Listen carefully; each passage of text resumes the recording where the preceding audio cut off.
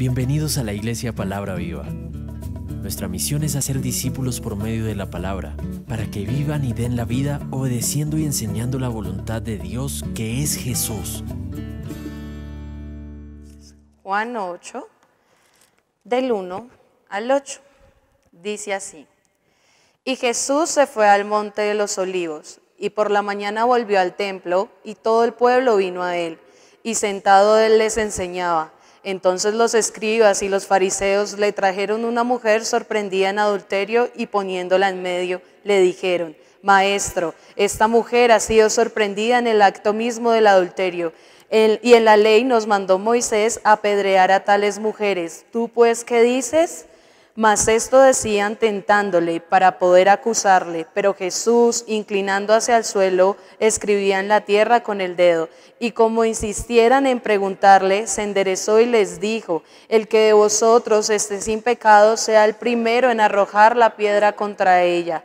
E inclinándose de nuevo hacia el suelo, siguió escribiendo en tierra. Pero ellos, al oír esto, acusados por su conciencia, salían uno a uno, comenzando desde los más viejos hasta los más postreros.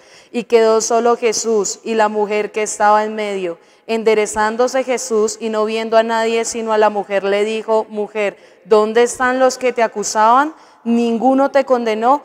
Ella dijo: Ninguno, Señor. Entonces Jesús le dijo: Ni yo te condeno, vete y no peques más. Vamos a orar. Señor, te damos gracias por este momento, porque hoy es tu día en el que rendimos culto como iglesia, Señor.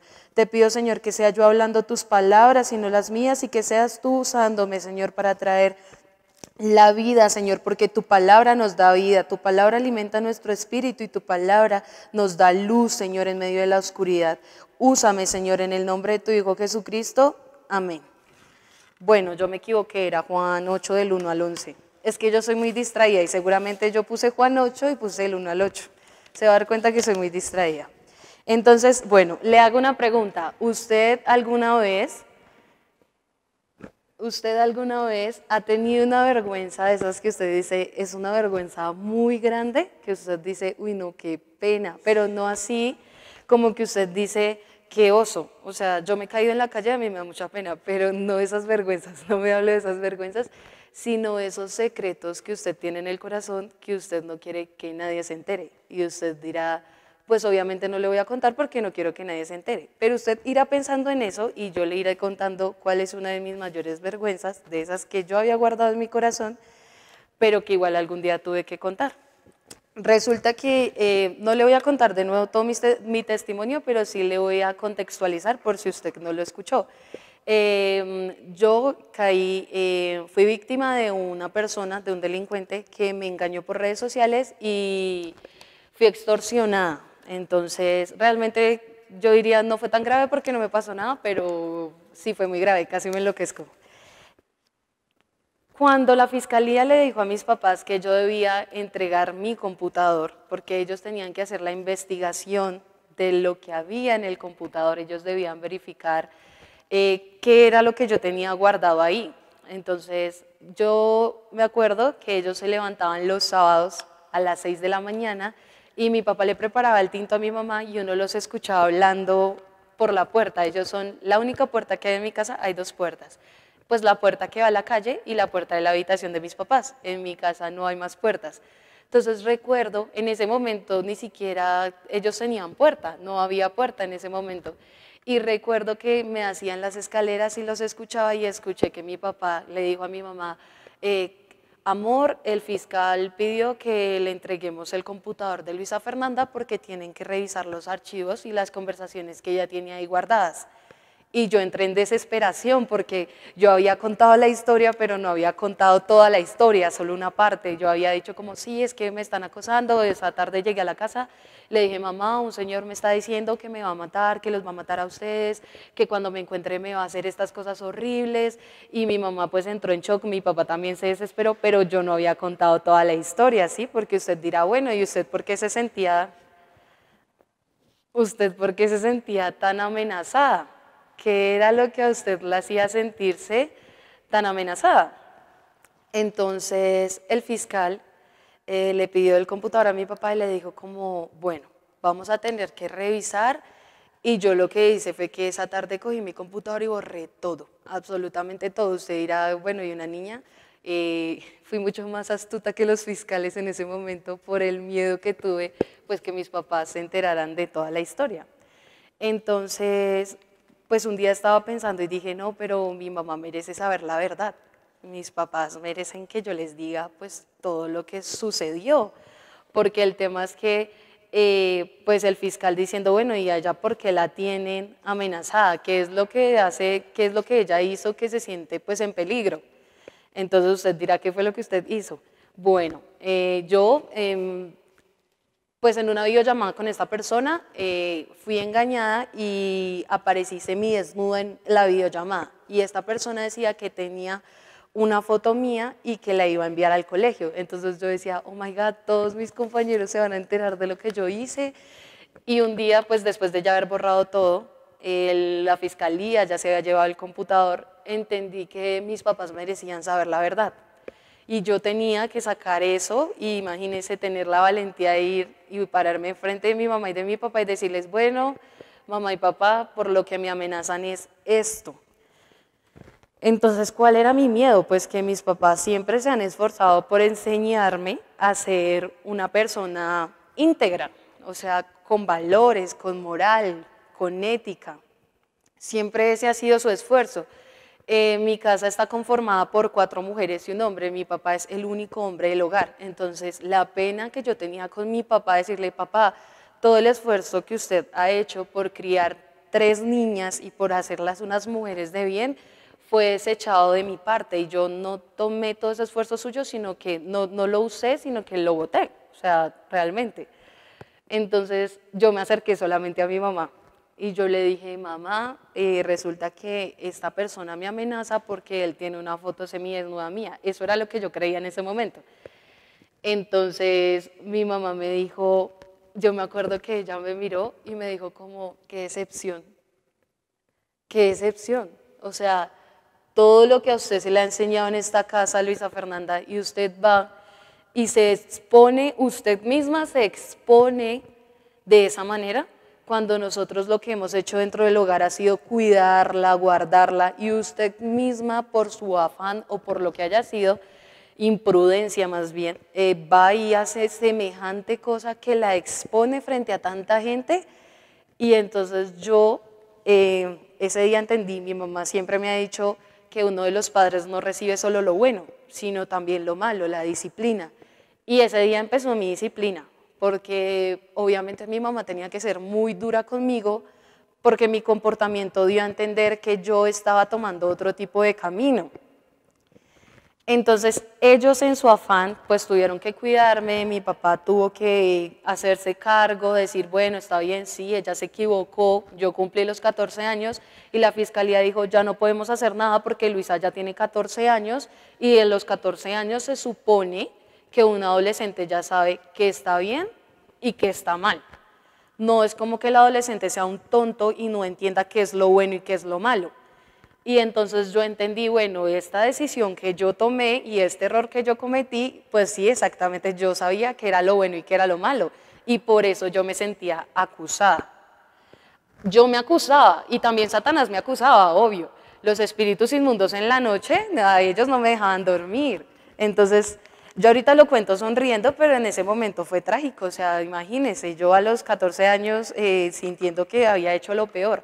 Y en el colegio me lo recordaban todos los días, porque los más grandes llegaban a mi salón, yo estaba en 8º, ellos en 11, y me decían como, oiga, ¿usted cuánto cobra por irse al baño conmigo? O sea, era una situación de verdad dura, era complicado. Entonces yo entiendo que las personas somos crueles, y si su hijo ve que usted es cruel, pues imagínese cuando encuentre a alguien que ha sido expuesto delante del resto de la gente, o si su hijo ve que alguien tiene una diferencia, con seguridad su hijo va a ser cruel, porque eso es lo que él ve en usted.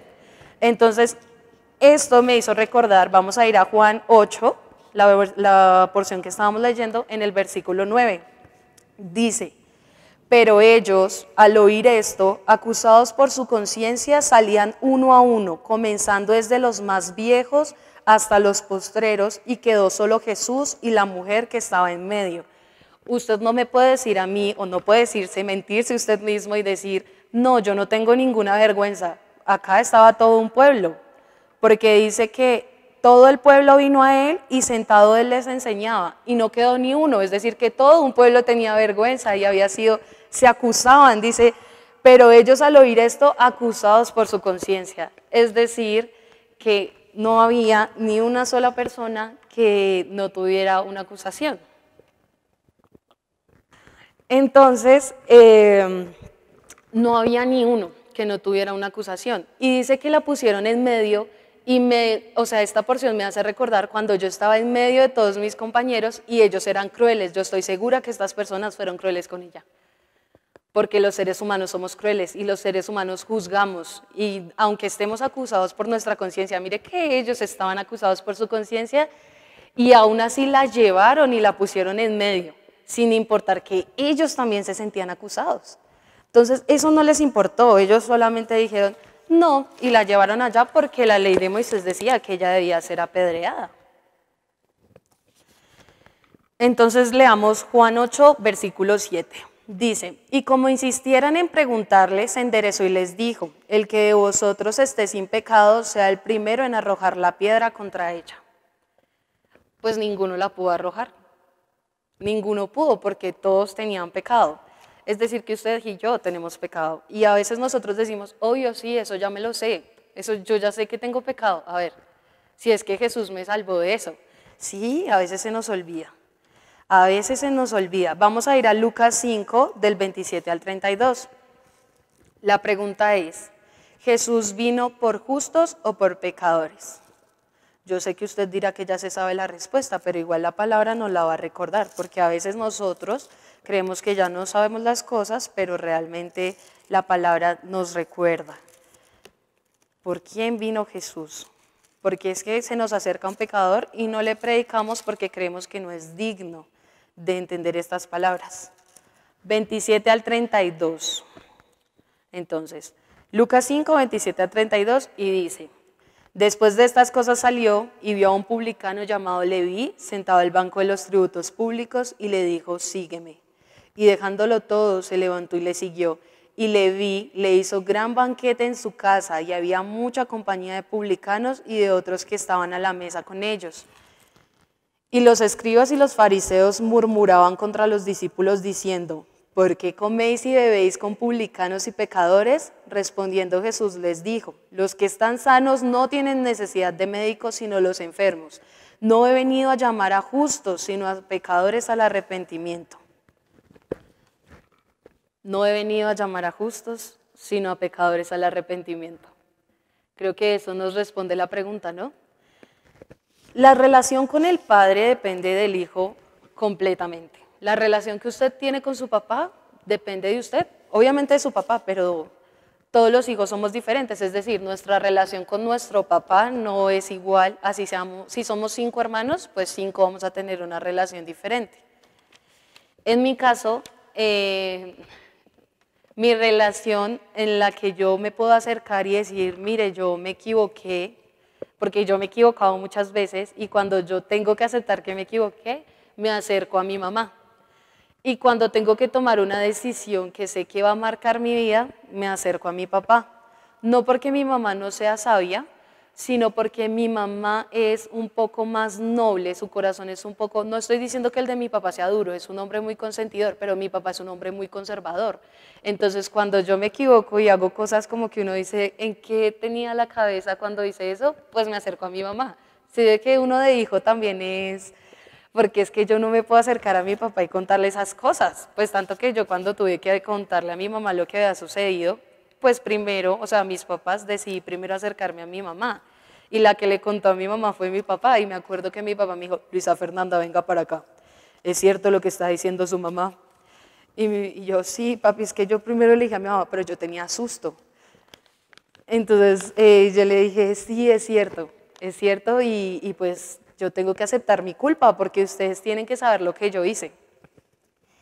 Yo me imagino que esta mujer decía, en medio de que le estaban diciendo, mírala, mírala, la tenemos que apedrear porque la ley de Moisés dice que la tenemos que apedrear.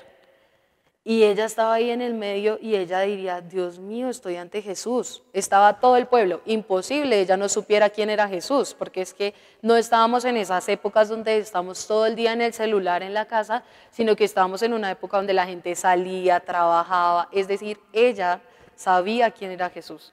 Y la ponen delante de Jesús y yo me imagino ella, como el día que yo le conté a mis papás, con la cabeza casi entre las piernas así, y diciendo, Dios mío, me trajeron ante una persona que perdona los pecados, pero lo que yo hice es muy malo, lo que yo hice no puede ser perdonado. Yo creo que ella ni siquiera pensaba en que la iban a apedrear, es más, yo creo que ella decía, apedréeme rápido para que yo deje de pasar esta pena, porque todo el mundo me está mirando acá.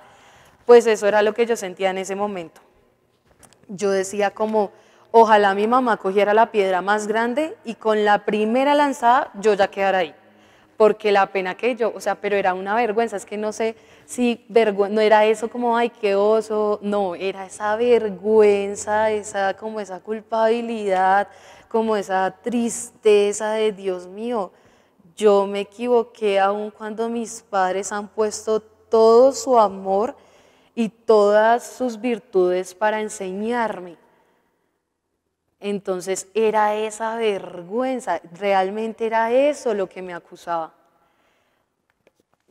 Y mi relación de ahí en adelante con mi mamá y con mi papá, eso fue lo que marcó la relación que yo tengo en este momento con mi mamá y con mi papá.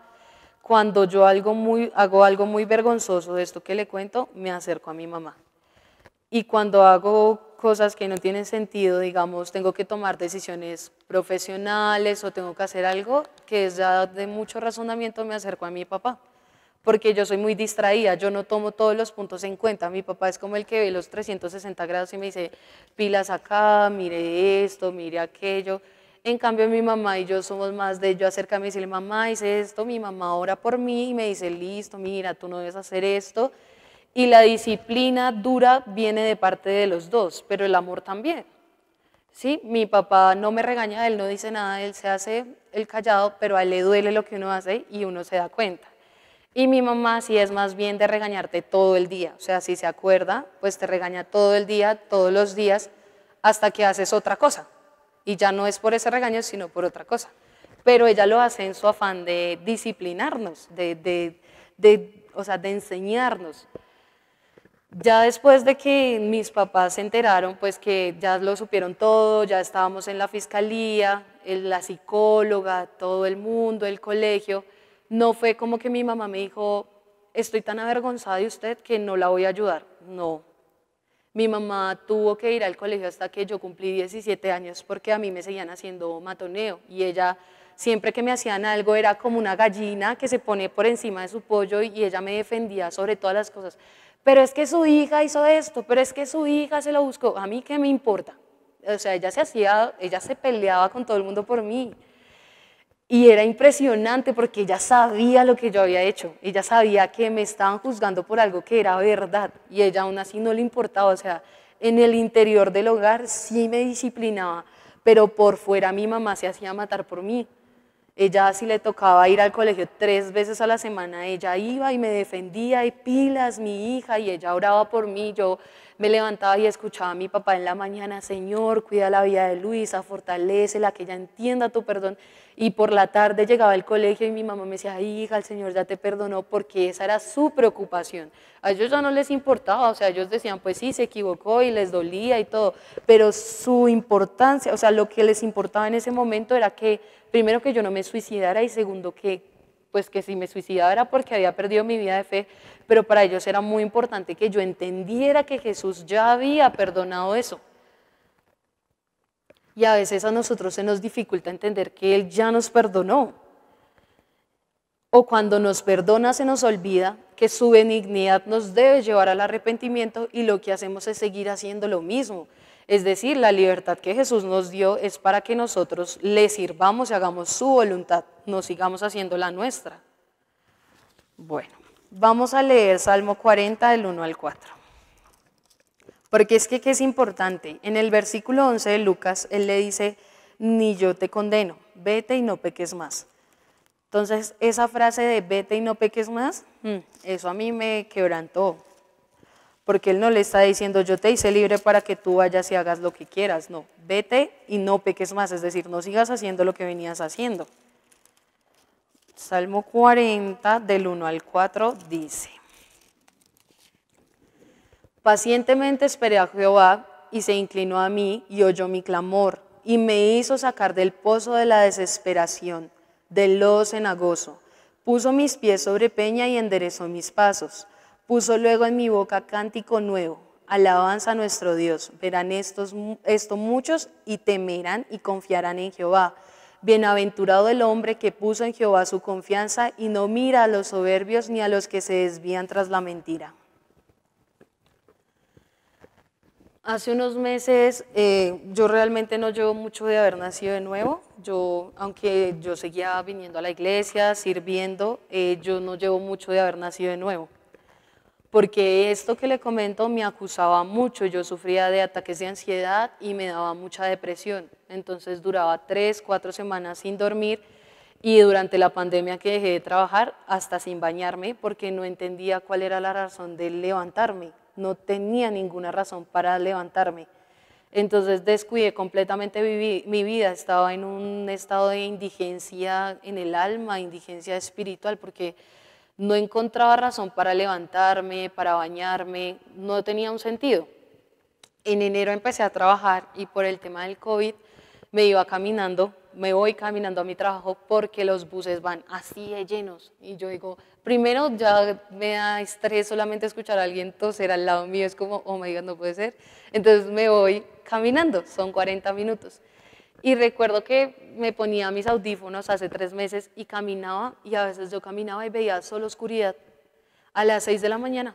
Y yo decía, pero es que yo no veo la luz. Y yo le reclamaba y le decía, pero es que no veo la luz, no veo la luz. Y yo cerraba los ojos a ver si era que yo así la podía ver, porque como es espiritual, entonces yo decía, no, es que yo estoy intentando ver carnal, porque claro, lo quería hacer por mis fuerzas. Entonces yo decía, no veo la luz, no veo la luz, no veo la luz. Y para mí era difícil, y yo venía a la iglesia y yo decía, pero cuando yo estoy acá entiendo, pero cuando salgo no veo la luz. Entonces yo no creía que tuviese la salvación. Y cuando yo digo, se inclinó hacia mí, cuando yo leo, se inclinó hacia mí, oyó mi clamor y me hizo sacar del pozo de la desesperación. ¿Usted sabe qué es desesperación? Desesperación es cuando usted dice, ¿sabe qué? Hoy yo me mato porque si yo no me mato, yo no voy a aguantar un día más. Desesperación es cuando usted llega a su casa y ni siquiera puede levantar la mirada porque sabe que usted desafortunadamente, por su imprudencia, usted no es digno de acercarse a su papá y a su mamá. Y yo no le hablaba a mis hermanas por la pena que tenía. Eso es desesperación. Y cuando Él me sacó del pozo de la desesperación, ya siendo una adulta, después de también estar en situaciones de desesperación parecidas, entendí que cuando David escribió esto debía estar igual de desesperado que yo. Es hermoso este salmo, pero vamos a leer los versículos del 11 al 13. Dice, Jehová, no retengas de mí tus misericordias, tu misericordia y tu verdad me guarden siempre, porque me han rodeado males sin número. Me han alcanzado mis maldades y no puedo levantar la vista. Se han aumentado más que los cabellos de mi cabeza y mi corazón me falla. Quieras, oh Jehová, librarme, Jehová, apresúrate a socorrerme. Pues claro, en 9 años que yo no había entendido sobre el perdón de los pecados, pues imagínese cómo se multiplicaron mis maldades. Se multiplicaron demasiado. O sea, creo que eso hizo por fin, porque es que uno cuando es terco, yo era muy terca, entonces ya después de tantas maldades yo dije, no, la solución no es suicidarme, la solución es entregarle mi vida a Jesús y que Él se haga cargo de mis maldades, porque yo las había hecho multiplicar tanto que no, imagínense, se han multiplicado más que mis cabellos, y yo que tengo tanto.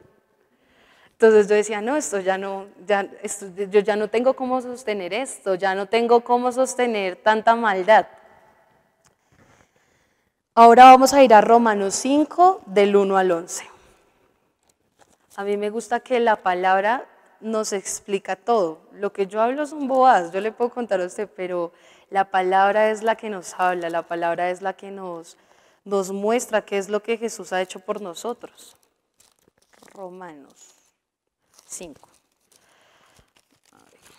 Entonces vamos a leer Romanos 5 del 1 al 11. Dice, justificados pues por la fe, tenemos paz para con Dios por medio de nuestro Señor Jesucristo, por quien también tenemos entrada por la fe a esta gracia en la cual estamos firmes y nos gloriamos en la esperanza de la gloria de Dios. Y no solo esto, sino que también nos gloriamos en las tribulaciones, sabiendo que la tribulación produce paciencia. Y la paciencia prueba, y la prueba esperanza. La tribulación produce paciencia, y la paciencia prueba, y la prueba esperanza. Pues claro, en medio de mi prueba, Jesús era mi esperanza. En ese momento yo no lo vi, pero después tuve que pasar por otra situación para entender que mi esperanza era Jesús y que las pruebas no pasan de un día para otro. Pues imagínense, yo estaba en octavo, noveno, décimo y 11, 3 años. Fue mi prueba más dura porque como mis compañeros conocían mi pasado, pues cuando amanecían de mal genio, pues bueno, vamos a limpiarnos las manos con Luisa. Era muy fácil. Y la esperanza no avergüenza, porque el amor de Dios ha sido derramado en nuestros corazones por el Espíritu Santo que nos fue dado. Y la esperanza no avergüenza. Entonces usted en la prueba, aunque esta mujer había sido encontrada en adulterio, después iba y servía, y me imagino que la gente decía, o sea, la encontraron en pleno adulterio, y tiene la cara y la va de venir acá a hablar de Dios. Y ella no sentía vergüenza porque ella tenía esperanza. Y yo me siento así ahora. Porque Cristo, cuando aún éramos débiles, a su tiempo murió por los impíos. Ciertamente apenas morirá alguno por un justo, con todo, pudiera ser que alguno osara morir por el bueno. Mas Dios muestra su amor para con nosotros, en que siendo aún pecadores, Cristo murió por nosotros. Pues mucho más, estando ya justificados en su sangre, por él seremos salvos de la ira. Porque si siendo enemigos fuimos reconciliados con Dios por la muerte de su Hijo, mucho más estando reconciliados seremos salvos por su vida. Y no solo esto, sino que también nos gloriamos en Dios por el Señor nuestro Jesucristo, por quien hemos recibido ahora la reconciliación. Dice que nosotros seremos salvos de la ira y que ya recibimos la reconciliación, pero salvos de la ira por Jesucristo, no por nosotros. Porque si fuera un juez y fuera a condenar a alguien, porque le voy a poner un ejemplo, esa persona iba ebria en el carro y salió y atropelló a un familiar suyo y él murió, y el juez lo va a juzgar, ¿no? Homicidio culposo, fue imprudente, no tenía pericia en lo que estaba haciendo, ignoró las normas que le habían puesto. Y el juez dice, no, yo voy a pesar lo bueno que ha hecho y lo malo, y lo único malo que ha hecho fue que salió ebrio. ¿Usted cree que él sería un juez justo? Y él nos va a salvar de la ira por Jesucristo, porque así usted haya hecho una cosa mala y 20 buenas, la mala fue que no creyó en Jesús, entonces no fue salvo. Así que o nos acercamos y nos dejamos limpiar, lavar, nos arrepentimos, o seguimos ignorando que su benignidad nos debe llevar al arrepentimiento.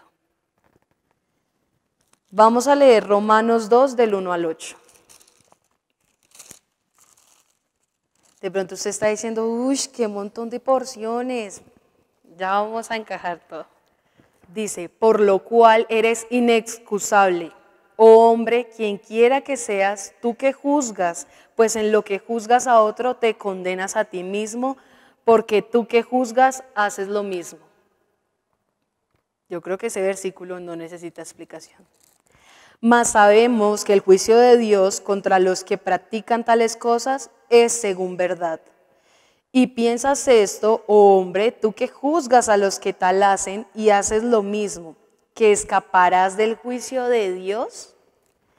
¿O menosprecias las riquezas de su benignidad, paciencia y longanimidad, ignorando que su benignidad te guía al arrepentimiento? Pero por tu dureza y por tu corazón no arrepentido atesoras para ti mismo ira para el día de la ira y de la revelación del justo juicio de Dios. Es que los seres humanos somos muy duros. Imagínese, Elí, se supone que para un padre lo más importante son los hijos, y Samuel le dice, Elí, Elí, que es que Jehová va a derramar ira, la generación de ustedes, se me olvidó, la familia de ustedes va a ser eliminada, y él le dice, Jehová es, imagínese ese corazón tan duro, o imagínese el mío, que tuve que tardar 9 años para que el Señor me lavara. Es que somos muy duros. El cual pagará a cada uno conforme a sus obras. Vida eterna a los que perseverando en bien hacer, buscan gloria y honra e inmortalidad. Pero ira y enojo a los que son contenciosos y no obedecen a la verdad, sino que obedecen a la injusticia. Dicen que ignorar la norma no exime de la culpabilidad. Imagínense ahora que nosotros conocemos la palabra y seguimos haciendo las cosas mal, ignorando que Jesús murió una vez en la cruz, ya nos reconcilió. El Señor, o sea, Dios nos va a juzgar y habrá juicio para cada uno, bueno o malo. Dice que ira y enojo a los que son contenciosos y no obedecen la verdad. ¿Usted conoce la verdad? Porque no la está obedeciendo. Porque sigue ignorando que su benignidad nos debe llevar al arrepentimiento. Es que somos muy duros. Y el Señor le dijo, vete y no peques más, ni yo te condeno. Mira, todas tus maldades han sido olvidadas, todos tus pecados fueron echados al mar y ya no me acordaré de ellos. Pero le dice, vete y no peques más, no vete y sigue pecando. Y obviamente yo todas las veces que me equivoco, mi mamá llega y me abraza y me disciplina, pero después ella me dice, está bien, vamos a volverlo a intentar, tranquila, el Señor es tu fortaleza, esto... Y está ahí pendiente, pero ella me disciplina. Yo no puedo esperar venir y recibir solamente lo bueno. Y cuando ella me dice 2 veces lo mismo y yo a la tercera la vuelvo a embarrar, mi mamá se pone muy molesta. Porque ella me dice, si usted ya conoce, si usted ya sabe, ¿por qué sigue estrellándose así, literalmente? Y ya nosotros conocemos la verdad, conocemos el perdón de los pecados, sabemos lo que hizo Jesús por cada uno de nosotros y seguimos ignorándolo. Dice Romanos 2 del 14 al 16, le voy a leer. Porque cuando los gentiles que no tienen ley hacen por naturaleza lo que es de la ley, estos, aunque no tengan ley, son ley para sí mismos, mostrando la obra de la ley escrita en sus corazones, dando testimonio su conciencia y acusándoles o defendiéndoles sus razonamientos. En el día en que Dios juzgará por Jesucristo los secretos de los hombres conforme a mi evangelio. ¿Cuáles son esos secretos que no ha dejado usted que Dios quite? Porque es que el día que Él nos juzgue y usted tenga esos secretos que nunca permitió que Jesús lavara, que Jesús limpiara, y usted con eso ahí guardado en el corazón, no puede servir, no puede vivir en paz, no puede tener una vida de fe plena, porque no quiere soltar esos secretos. Cuando usted se puede acercar al Padre en intimidad y soltarlos, Él ya nos dio esa libertad. Así que esa raíz de amargura que usted tiene, que en su corazón le lastima, le duele y no lo deja servir, no le da esa libertad para ser un obrero, para ser un siervo fiel, para coger las canastas y llevar el pan y no estar sentado esperando a que se lo den, el Señor lo puede limpiar. Y nosotros a veces entregamos nuestras cosas a Satanás, algunas partes de nuestra vida se las entregamos a Satanás y Satanás no nos va a pagar bien por bien. Porque desconfiamos que el Señor puede, tenemos ese afán de que queremos que las cosas pasen hoy, es que yo quiero que esto me suceda hoy, cuando la prueba trae paciencia y esperanza. ¿Por qué no es paciente? ¿Por qué no espera? ¿Por qué tiene que querer hacer todo por el camino rápido, irse hacia el lado de Satanás y decirle, ¿sabes qué, Satanás? Mira, ayúdame con esto. Cuando lo único que está haciendo es ignorar que lo que debe hacer es arrepentirse y esperar que el Señor va a obrar, porque el que ha empezado la buena obra la perfeccionará. Deje que Él lo perfeccione. Se supone que nosotros cuando nos arrepentimos empezamos no a hacer nuestra voluntad, sino la voluntad del Padre, que es perfecta, buena y agradable. En ninguna parte dice que Él vino a robar, matar y destruir. Satanás fue el que vino a hacer eso y usted, sin embargo, sigue entregando a Él partes de su vida. El Señor nos va a juzgar. Eso es obvio, o sea, eso va a pasar. ¿Y usted va a seguir guardando esos secretos para ese día? Cuando podría hoy entregar todos sus secretos y el día que nos vayan a juzgar, entrar con Él y sentarse a la mesa. ¿Por qué somos tan duros? ¿Por qué somos tan torpes? Bueno, vamos a ir a Romanos 5 del 18 al 21. Si de pronto usted cree que la vergüenza que usted tiene, que usted no le cuenta a nadie, es demasiado grande, que lo que usted hizo, así usted haga miles de sacrificios, porque en la carne creemos que por nuestras fuerzas, haciendo ritos y sacrificios, vamos a ser perdonados, entonces esta palabra es para usted. Así que, como por la transgresión de uno vino la condenación a todos los hombres, de la misma manera por la justicia de uno vino a todos los hombres la justificación de vida. Asimismo, como por Adán todos fuimos pecadores, la muerte de Jesús nos hizo libres de pecados a todos. Y yo me imagino que cuando Él murió en la cruz, Él se llevó también mi pecado. Imagínese si eso que a mí me parecía tan grande, que estuvo a punto de robarme la vida, yo no me imagino Él cargando con los pecados de todos nosotros. Pero por uno solo todos hemos sido perdonados y salvos. Yo no sé, es que me hace quebrantar la voz porque es muy hermoso. Porque así como por la desobediencia de un hombre, los muchos fueron constituidos pecadores, así también por la obediencia de uno, los muchos serán constituidos justos. Pero la ley se introdujo para que el pecado abundase, mas cuando el pecado abundó, sobreabundó la gracia. Estoy leyendo mal. Mas cuando el pecado abundó, sobreabundó la gracia. Para que así como el pecado reinó para muerte, así también la gracia reine por la justicia, para vida eterna mediante Jesucristo nuestro Señor.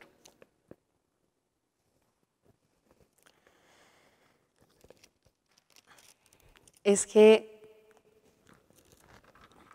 sobreabundó la gracia. Eso que a usted le pesa ya fue perdonado. Esa mujer que fue vituperada en medio de todo el mundo porque ellos fueron crueles con ella, tuvo la gracia. Y ella pudo servir. Y ella, así como Mateo fue llamado, que en su momento se llamaba Leví, y él fue llamado porque él era un pecador, él tuvo la gracia. Y así como el endemoniado que estaba avergonzado delante de todo el mundo, porque lo que une estas personas es que todo el mundo sabía quiénes eran ellos. Él igualmente fue perdonado y fue limpiado y fue sanado. ¿Usted cree que para él fue fácil después salir a predicar cuando todo el mundo ya lo había visto desnudo? Cuando la gente le tenía miedo porque él rompía las cadenas, porque él hacía cosas que la gente no entendía. Y él después se viste, después dice que Jesús se lo encuentra, se viste y está así hablando, predicando sobre lo que él hizo en su vida. Y nosotros aún así ignoramos la gracia. Y nosotros aún así no tomamos por santo el sacrificio que él hizo, sino que lo desechamos y seguimos pensando que eso que tanto nos duele, Jesús nunca lo va a poder sanar. Y eso lo que hace es que nuestros pecados se sigan multiplicando como los cabellos de nuestra cabeza. Porque cuando ya no somos nosotros, sino Cristo en nosotros, obviamente las cosas son diferentes. Usted se equivoca, sí, porque somos torpes. ¿Usted ha visto el video de la oveja que sacan del hueco, da 2 saltos y vuelve a caer al hueco? Literal, descripción gráfica de mi vida. Y es gracioso, o sea, uno se ríe porque uno ya tiene la libertad de decir, está bien, me equivoco, el Señor me limpia, el Señor me lava. Pero yo no lo podía ver así, yo estaba amargada, yo estaba triste. Las personas de la iglesia a veces me decían como, Luisa, pero tú ¿por qué eres así? Tú no dejas que nadie se te acerque, tú no dejas, pues porque no ve que yo tenía una vergüenza. Yo tenía una vergüenza, un secreto y yo decía, nadie se puede enterar de mi secreto y lo cuidaba. Así como debía cuidar la fe con temor y temblor, así cuidaba ese secreto. Imagínese lo torpe. Y cuidaba ese secreto y decía, nadie se puede enterar de que yo hice esto, nadie se puede enterar, y en la universidad era lo mismo. Y una vez estaba pagando un recibo en la universidad y recuerdo que todos mis amigos estaban atrás míos y yo saqué mi smartphone para revisar algo en una red social y esas fotos con las que me acosaban en los 13 años me habían llegado a mi chat y yo ya tenía 19 años. Y me senté en la banca que había atrás, me cogí la cabeza y me puse a llorar y dije, no puede ser cierto que yo voy a volver a pasar por esto otra vez. No puede ser cierto que esa persona de la que yo me escondí, yo duré 7 meses completamente perdida, eso fue como si la tierra me hubiese tragado en las redes sociales, porque igual seguía yendo al colegio. Pero literalmente en las redes sociales desaparecí, de un día para otro yo ya no existía. Y cuando volví fue un proceso. Mi mamá se sentaba al lado mío mientras yo chateaba y me leía, todavía lo hace. Ella a veces, yo digo, ¿dónde está mi celular? Y cuando la veo está así, mirando yo con quién hablo en WhatsApp. No hay con ella, no hay, se me olvidó la palabra, pero yo la anoté acá. No hay privacidad. Y lo mismo es con el Padre. ¿Qué privacidad tiene usted con el Padre Celestial si Él ya sabe todos sus pecados? ¿Qué es eso que usted está intentando tapar, guardar, cuidar, que nadie sepa si Él ya lo sabe? ¿Sí ve cómo somos de torpes? ¿Cómo somos de duros? Que Él ya sabe todo eso que hicimos, es más, Él ya sabe lo que vamos a hacer. Y sin embargo seguimos ahí tratando de tapar y de guardar. Entréguele eso a Dios, entréguele eso al Padre, deje que Jesús venga y lo sane. Si Él ya sabe que usted hizo eso, igualmente lo perdona. Ya nos perdonó. Deje que Él lo perfeccione. Usted nunca va a ser perfecto en sus fuerzas. Nunca lo seremos. Pero Él ha empezado la buena obra en cada uno de nosotros y la va a perfeccionar. En cada uno de nosotros hay una obra que será perfeccionada. Y eso que usted hoy le entregue al Padre, Él lo va a limpiar, lo va a cuidar y usted espere con paciencia y con esperanza, no con vergüenza, porque eso que usted hizo ya fue perdonado. Usted ahora espera con paciencia y con esperanza. Y si está pasando por un momento difícil, mejor aún, porque nos gloriamos en que Él es el que tiene la voluntad y que su voluntad es buena, perfecta y agradable. Yo sé que usted dirá, no, pues para usted es muy fácil porque claro, como ya usted pudo contar lo que usted hizo, créame que en la carne es duro, porque ese secreto que yo había guardado y que había cuidado un día en la universidad tuve que contarle a alguien, porque ese ataque de ansiedad que me dio después de ver esas fotos, yo dije, no puede ser cierto que otra vez esta persona me encontró y como yo nunca le vi la cara ni supe quién era, pues yo iba por la calle y decía, ¿será este que está sentado al lado mío en el Transmilenio? ¿O será, quién será? ¿Quién es? ¿Quién es el que me está acusando? ¿Quién es el que sabe lo que yo hice? Y yo decía, ¿será que esta persona ya se murió y nunca le va a mostrar mi foto a nadie? Porque será, o sea, yo en mi ansiedad decía, ay, ojalá se le dañara el computador. Yo no sé, en mis fuerzas, y como yo era una niña, yo pensaba cosas, ahorita me da risa, pero en ese momento yo decía que se le queme el computador, o sea, yo decía cosas que, porque yo en mis fuerzas quería calmar la situación, quería que de un día para otro ya nada hubiese pasado. Y no es así. Los que tuvieron esperanza y fe en la prueba y paciencia fueron mis papás.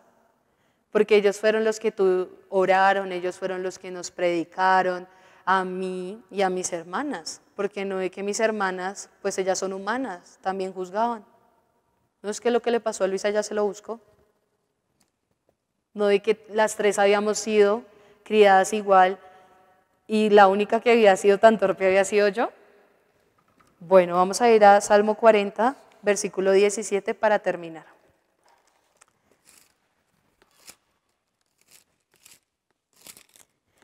Este salmo es demasiado hermoso, demasiado, pero para mí el versículo estrella, el versículo que me da esperanza, aunque mi salmo favorito, como lo pude ver, es el Salmo 8, pero este versículo para mí es increíble. Dice, aunque afligido yo y necesitado, así yo estaba afligida, yo necesitaba una razón para vivir, algo que me hiciera ver la luz porque no la veía.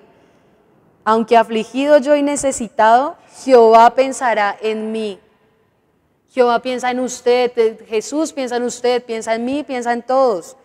Mi ayuda y mi libertador eres tú. Dios mío, no te tardes. ¿Necesita ayuda? ¿Necesita quien lo libere? Mi ayuda y mi libertador eres tú. Dios mío, no te tardes. La tardanza es suya, que no le ha permitido entrar. La demora es suya, que no ha permitido que Él lo perfeccione. Dios es fiel, ¿usted sabe qué es fiel? Fiel es una cualidad o una virtud. Es una virtud, es decir, que las virtudes pocos las tienen. Y es la virtud de cumplir promesas y todo lo que Él nos ha prometido. Y usted sigue tardándose cuando Él es fiel y está esperando a que usted entienda que su benignidad es para guiarnos al arrepentimiento.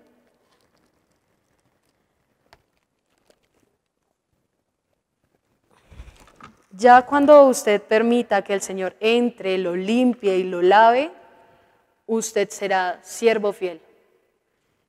Y muchas veces será como esa oveja que se cayó en el hueco y vuelve a caer al hueco, pero Él es fiel con sus promesas. Y Él ha dicho que con Él perseveraremos hasta el fin. Y todo esto que está pasando hoy, todo esto que está pasando en el país, que vemos que no encontramos esperanza, ¿sabe para qué es? Para que entendamos que la única manera de tener alguna esperanza es tener vida eterna. O sea, la única esperanza en este mundo lleno de tanta maldad es la vida eterna. Es sentarnos con Él a la mesa. Así que no espere a que llegue el día del juicio y no se pueda sentar a la mesa y no pueda adorarle frente al mar de cristal. Y todo esto tan triste no tendrá ningún sentido porque usted en la prueba no tuvo esperanza y no tuvo paciencia.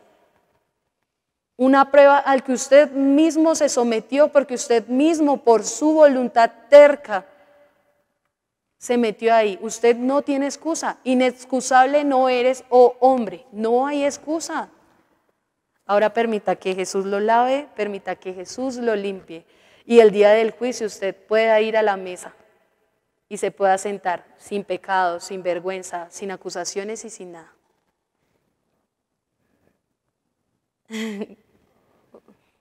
Vamos a orar. Señor, te damos gracias porque tú has permitido que entendamos que tú nos has lavado, que tú nos has limpiado, Señor. Que entendamos que por tu paciencia, Señor, nos has esperado y has extendido tu mano misericordiosa sobre cada uno de nosotros, Señor. Que no ignoremos, Señor, que este mundo lleno de maldad no nos va a llevar al arrepentimiento, sino que es por tu misericordia y por tu perdón de pecados que entendemos que no somos justificados por nosotros, por nuestras obras, sino somos justificados por tu muerte, muerte de cruz, Señor, porque tú cargaste con nuestros pecados y hoy somos nuevas criaturas, pero por ti, Jesús, que entendamos que ningún sacrificio ni ningún rito nos llevará a sentarnos contigo a la mesa, sino es por tu benignidad, longanimidad, Señor, y que entregamos a ti nuestra vida y que esperamos en tu voluntad, que es buena, perfecta y agradable, y que las pruebas son difíciles, Señor, tenemos paciencia y esperanza en ti, y nos glorificamos en ti, Señor, porque tú eres fiel, porque tú cumples tus promesas y porque la buena obra que has empezado en cada uno de nosotros la vas a perfeccionar. Amén.